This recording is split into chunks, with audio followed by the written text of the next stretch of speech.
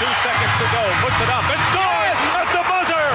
Oh, the man is out on the field. That's another knockdown. You know, Jim. He got up. You believe in miracles? Yes.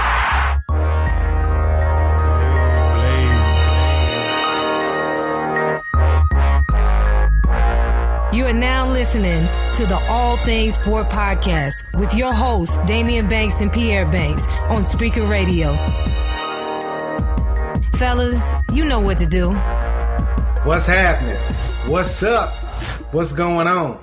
It's the All Things Sport Podcast, and I'm Daimeon Banks. And of course, I'm Pierre Banks. We back for another fabulous, fantastic, stupendous, all those big SAT words that you want to use. We back for another episode, man. So excited to be here. Welcome to all the All Things Sport Podcast listeners. And shall I say to all the NC State fans in the world, I'm with you. I mean, we're all grieving together. The season is effectively over.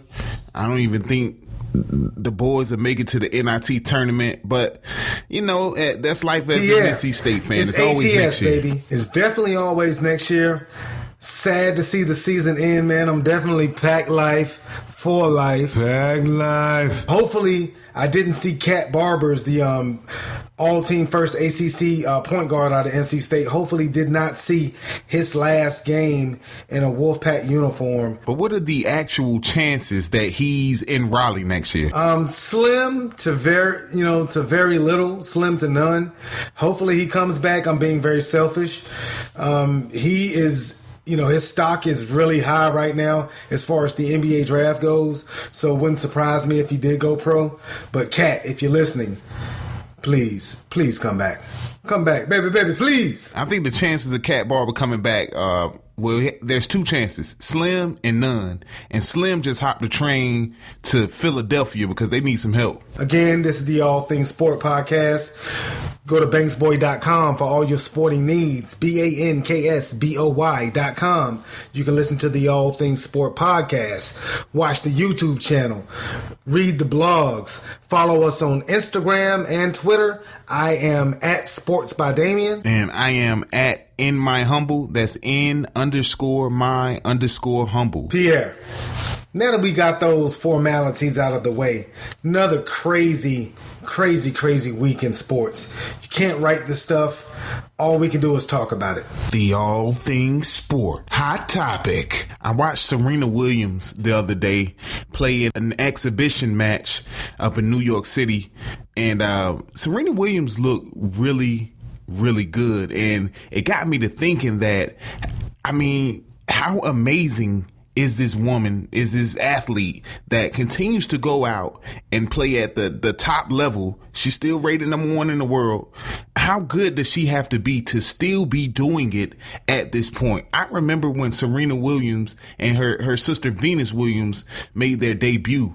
I was very, very young, and to see her still go out there and be at the very top of the tennis world, it's amazing. Absolutely. Shout out to Serena Williams. She's absolutely doing it. Christopher Wallace. She's doing it. BIG. Been at the top of the women's tennis world for years now. Pretty much unbeatable when she enters a tournament. If you want to make money in tennis, bet on Serena. Pretty much she's going to win that tournament if she enters.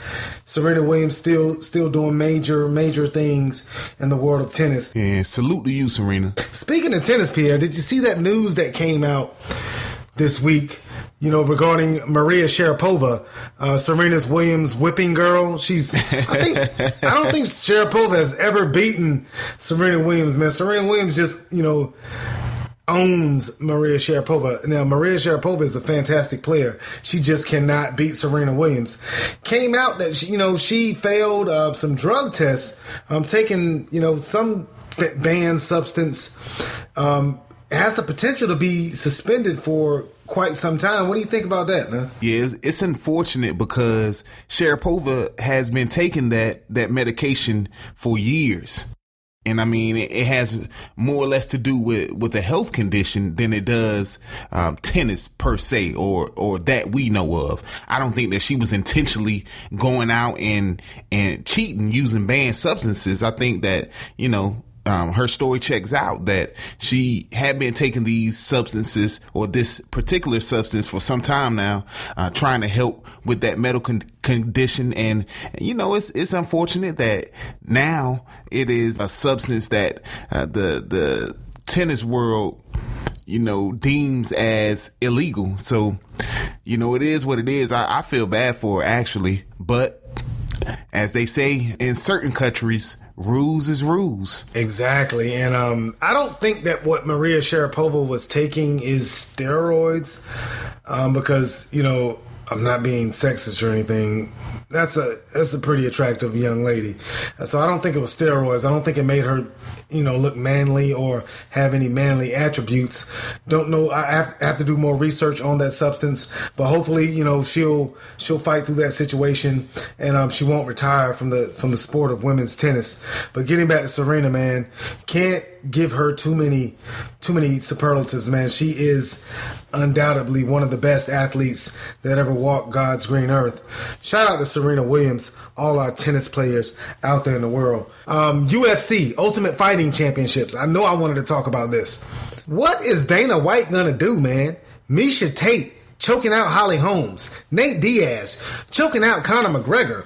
His two cash cows, man, they lost. What's going on in the world of UFC? It's been well documented what happened this weekend, and Miesha Tate was able to come up with the upset victory on Holly Holm. And Holly Holm wasn't an established champion. This was her first title defense. All her notoriety came from defeating Ronda Rousey, so it wasn't a huge blow for Dana White. His cash cow was really Rousey. And so when she gets back, then we'll see what numbers she does. We'll see if she's ever the same fighter. And then we look at Conor McGregor, his upset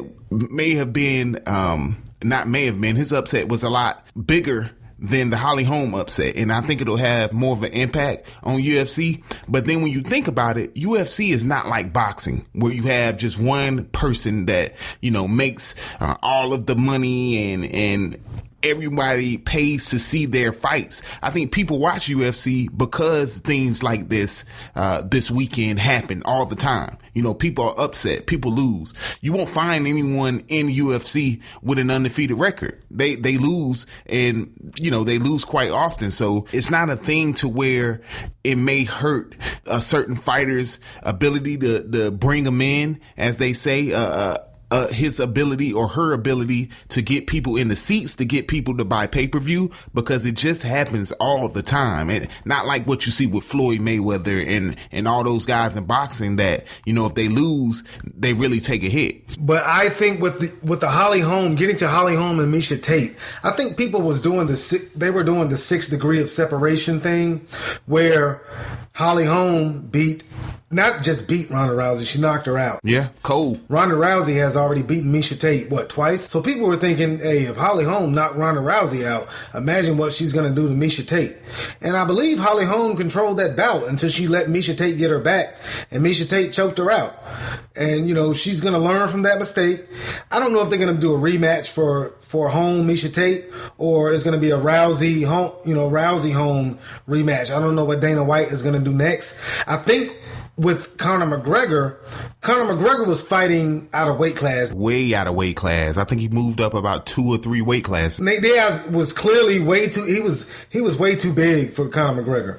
So Conor McGregor needs to move back down to his weight, shut his mouth, and know his role, jabroni, and I think he'll be fine. Listen, man, Conor McGregor, he may not be a big guy, but he is a tougher than a $2 steak. So I wouldn't be too disrespectful when addressing Conor McGregor, because like he says, I don't know a person yet other than Nate Diaz who has been able to withstand his left hand. And I think you're right, man, that the weight played a huge factor in that fight. And that's again why you won't see people like Floyd Mayweather jumping up to fight Gennady Golovkin, because sometimes people are just too big. If Conor McGregor would have hit someone in his own weight class with the same shots that he was hitting Nate Diaz with, that person would have been out of there, and they have been out of there in the past, as you've seen from his fights. But again, I don't think that those two losing will hurt them bringing in or generating income for UFC. I think UFC will continue to flourish, and Dana White thrives off of things like this, off the upset, off of not knowing who's going to win each time out. That's why he makes these fights with the different opponents, because he knows that you're not going to win them all. And he knows that it doesn't affect the amount of income that they gross. So he'll just keep making the best fights, because he knows that more than seeing an undefeated fighter is what fans want to see. Yeah, Dana White has done a great job of adapting to his fighters. Whoever wins, whoever is champion at that time, he'll build up the company around them until they lose. And, you know, it was at one point it was Anderson Silva. At one point it was Chuck Liddell. You know, he does a good job of building the company around whoever is champion at the time. So he'll make those adjustments, and they'll continue to make money. People love UFC. They love blood. Like Samuel L. Jackson said on Negotiator, "You want my blood?" And people love blood. So, you know, UFC will continue to do numbers. But talking about the sweet science, though, February and the early part of this month right now, March, has been huge for the sweet science, man. I'm talking about Leo Santa Cruz getting a huge knockout victory to retain his title at 126. You look at guys like Terrence Bud Crawford, who, you know, was able to retain his title in his 140 weight class this past weekend or weekend before last. And you've got guys like Carl Frampton, who just picked up another title in addition to his 22-pound title, and he's talking about moving up and fighting Leo Santa Cruz, which I don't think is a particularly good decision for you, Mr. Frampton. I think you want to stay as far away from Leo Santa Cruz as you can. Frampton, not a very big guy and not long at all. Leo Santa Cruz, the exact opposite. Very long, kind of tall for his weight division, and he can keep Frampton at bay, and then the pressure that he'll be able to put on Carl Frampton won't be able to have any type of advantage in the ring generalship area. And I see that getting ugly real fast for Frampton. So Frampton, you may want to stay at 122. Just take on Rigondeaux. Just take him on. We know that you're probably not going to win that fight, but you'll come out looking a lot better than you will after you fight a Leo Santa Cruz. Definitely 'tis the season for big fights in the world of prize fighting. You moving into spring and into summer. These are, you know, the times of the year where you have big fights. Look to HBO pay-per-view, Showtime pay-per-view for major fights coming up in the spring and the summer. Bob Arum is frantically trying to make a Terrence Bud Crawford and Ruslan Provodnikov fight. Very intriguing bout there, because Terrence Crawford is a very good boxer, excellent boxer, but Ruslan Provodnikov is so tough and puts so much pressure on you that he can turn any fight into a brawl. Now, you tend to think that Terrence Crawford would be able to stay away from that and kind of box his way to victory. But Ruslan does have that knack of just turning those fights ugly. Couldn't do it with Matisse, and I don't see it really happening with Crawford, not unless Crawford just takes things personally and tries to show Ruslan that he can beat him at his own game. Yeah, speaking of Bud Crawford, I think as he gets older, he's going to do nothing but get stronger. I think his knockout power has yet to be shown. And that's saying a lot. Yeah, and I think the older he gets, the stronger he's going to get. He's already naturally bigger than most of the fighters that he faces in his weight division. So I look for big things from Terrence Crawford, man. I love that kid.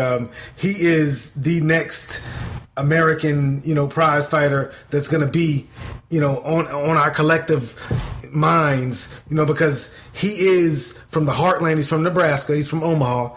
It's the heartland of USA. America's going to get behind him. And I see big things from Terrence Crawford. He is going to be Mr. Pay-Per-View in the years to come. Yeah, and I think later on down the line, if we can get rid of this Cold War, this turf war in boxing, Terrence Crawford and Adrian Broner would be a phenomenal matchup. I don't think they're going to fight each other, man. I may even pay pay-per-view for that. I don't think they're going to fight each other, man.